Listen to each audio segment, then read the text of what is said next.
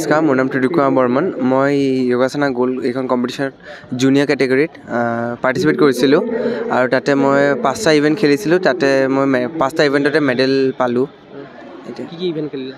মই আপোনাৰ ট্ৰেডিশ্যনেল ইভেণ্টটো খেলিলোঁ, আৰ্টিষ্টিক ছিংগলটো খেলিলোঁ আৰু 3টা ইণ্ডিভিজুৱেল কেটেগৰী বেক বেণ্ডিং, হেণ্ডষ্টেণ্ড আৰু টুইষ্টিংটো খেলিলোঁ। তো মই ইণ্ডিভিজুৱেল কেটেগৰীকেইটাত গ'ল্ড মেডেল পাইছোঁ আৰু ট্ৰেডিশ্যনেল আৰু আৰ্টিষ্টিক কেটেগৰীত 2টা চিলভাৰ মেডেল পাইছোঁ। আৰু এইবাৰ যোগাসনা গ'ল্ড কাপত কেইবাটাও নতুনত্ব আছে, কেইবাটাও নতুন সংযোজন কৰা হৈছে। কি ক'বা গোটেই সন্থাটোক, যিহেতু ভাল পদক্ষেপ লৈছে? এতিয়া আমাৰ এছ'চিয়েশ্যনখনে আমাৰ ৰুলছ এণ্ড ৰেগুলেশ্যনবোৰ বহুত ষ্ট্ৰিক্ট কৰি দিছে আৰু এতিয়া বহুত ফৰ্মেল হৈ গৈছে বস্তুবোৰ। প্লাছ মাৰ্কিং ছিষ্টেমটো এতিয়া পূৰা মডাৰ্ণাইজ কৰি দিছে আৰু এটা নতুন মেট্ৰিক্স ওলাইছে যোনটোৰ ভিতৰত এতিয়া জজে মাৰ্কিং দিয়ে, যোনটোৰ কাৰণে পাৰ্চিয়েলিটি আৰু নেপোটিজম আমাৰ কম্পিটিশ্যন এতিয়া কম হৈ গৈছে। আৰু তোমাৰ এতিয়া সন্মুখত কি গেমছ আহি আছে তোমাৰ? মোৰ এতিয়া ইয়াৰ পিছত আমাৰ NYSFৰ নেশ্যনেলখনৰ কাৰণে প্ৰেক্টিচ কৰি আছোঁ। প্লাছ আৰু এখন গেম আমাৰ অৰ্গেনাইজ কৰিব বুলি শুনিছোঁ এছ'চিয়েশ্যনে, মই সেইখনলৈও প্ৰেক্টিচ কৰি আছোঁ। তুমি কিহলৈকে খেলিছা এতিয়ালৈকে, নেশ্যনেল, ইণ্টাৰনেশ্যনেল?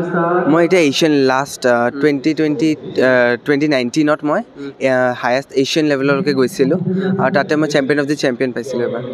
তোমাৰ সপোন কি আছে? মোৰ সপোন আছে যে মই এবাৰ নেশ্যনেল গেমছলৈকে যেন খেলিব পাৰোঁ এবাৰ আৰু তাৰপিছত য়োগাত যেন মই এজন ভাল কোচ হ'ব পাৰোঁ। আৰু ভৱিষ্যতে এছিয়ান গেমছ বা অলিম্পিকত অন্তৰ্ভুক্ত হোৱাৰ কথা আছে যোগাটো, গতিকে তেনেকুৱা ধৰণৰ কিবা পৰিকল্পনা আছে নেকি আগন্তুক? যেতিয়া যেনেকৈ 2036ত য়োগাটো ফাইনেলি সোমাব, তেতিয়া যদি মই চিলেক্ট হ'ব পাৰোঁ তেতিয়া মই ডেফিনেটলি খেলিব যাম। আৰু 36ত ভাৰতত হোৱা কথা আছে অলিম্পিক? ভাৰতত হোৱা কথা আছে। তো এইটো ভালেই হৈছে, এটা ভাল অপৰচুনিটি পাইছে ইণ্ডিয়াৰ ডেভেলপমেণ্টৰ কাৰণে। চ' মই নিজৰ বেষ্ট দিম তাতেও চিলেকশ্যনছতো, আৰু যদি পাওঁ মই কম্পিটিশ্যনতো নিজৰ বেষ্ট দিম। আৰু যিহেতু যোগাসনা গ'ল্ড কাপটো মানে গ'ল্ড কাপ দিব, লগতে প্ৰাইজ মানিও ৰখা হৈছে, কোনে পাব, কি আশা আছে তোমাৰ? মোৰতো গুৱাহাটী হিচাপে মোৰতো লাগে গুৱাহাটীয়ে পাব চাগে। আমাৰ ভাল খাচা মেডেলো পাইছে এইবাৰ ষ্টুডেণ্টছবিলাকে, আমাৰ ৰেংকিং ভাল আছে। ত' এতিয়া চাওঁ লাষ্টলৈকে ছিনিয়ৰ আৰু ছুপাৰ ছিনিয়ৰ কেটেগৰীৰে হৈ যোৱাৰ পিছত সিহঁতে যেতিয়া টোটেলিং কৰিব তেতিয়া গম পাম কোনখন ষ্টেটে ডিষ্ট্ৰিক্টে পাব। আৰু কিমান টাফ হৈছে গোটেই গেমটো এইবাৰ ইয়াতে? এইবাৰ বহুত টাফ হৈছে একচুৱেলি।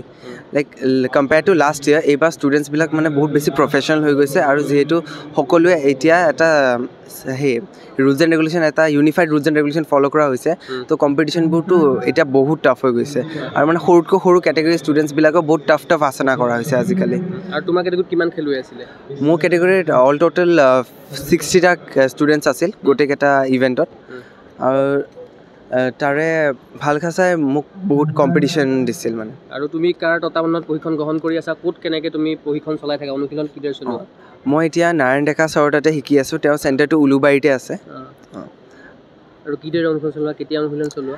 আমাৰ টাইমিং হৈছে মৰ্ণিং প্ৰেক্টিছ হয়, ছানডে আমাৰ গান্ধী মণ্ডপৰ তাতে লৈ যায় প্ৰেক্টিছৰ কাৰণে। তেতিয়া আমাৰ 4 পৰা 5 ঘণ্টা হয়, আৰু এনেই আমাৰ নৰ্মেল ডেইজত ইভিনিং 4 to 7 প্ৰেক্টিছ হয়। মোৰ আজি মোৰ ছিনিয়ৰ কেটেগৰীত আছে খেল। মই ছিনিয়ৰত 5টা ইভেণ্টত এতিয়ালৈকে পাৰ্টিচিপেট কৰিছোঁ, ট্ৰেডিশ্যনেল, আৰ্টিষ্টিক আৰু 3টা ইণ্ডিভিজুৱেল ইভেণ্টত। আহি ভালেই লাগিছে, এতিয়া চবেই মানে ষ্টেডিয়ামটো এইবাৰ ভাল ডাঙৰ ষ্টেডিয়াম লৈছে, প্লাছ FOPও এইবাৰ বহুতকেইখন আছে, তো জল্দি হৈ আছে বস্তুবোৰ, ভাল লাগিছে খেলি। জুৰী সদস্য বাহিৰৰ পৰা আহিছে এবাৰ? মানে জাজবোৰ চব বাহিৰৰ পৰা, মানে অল আছাম ডিষ্ট্ৰিক্ট গোটেই চব আহিছে। তো মানে এইটো ফেয়াৰ গেম হ'ব আৰু এইবাৰ মানে চবৰে জাজমেণ্ট থাকিব। আৰু ইয়াৰ পৰা নেশ্যনেল চেম্পিয়নশ্বিপৰ কাৰণে চিলেকশ্যন কৰা হ'ব, তাৰ পাছৰ পৰ্যায়ত আকৌ নেশ্যনেল গেমছ বা খেলো ইণ্ডিয়া ইউথ গেমছৰ কাৰণে খেলুৱৈখিনিক চিলেকশ্যন কৰা হ'ব। এইখন টুৰ্ণামেণ্ট বহুত গুৰুত্বপূৰ্ণ। এইখন ইয়াতে চিলেক্ট হ'লেহে তাৰপিছত নেশ্যনেলছত যাব পাৰিম, তাৰপিছত নেশ্যনেল গেমছ, নেশ্যনেল চিলেক্ট, তাৰপিছত আৰু ওপৰত। তো তাকে ভালকৈ খেলি যাতে ভাল পাওঁ, যাতে কিবা এটা, তাকে আশা কৰি আছোঁ।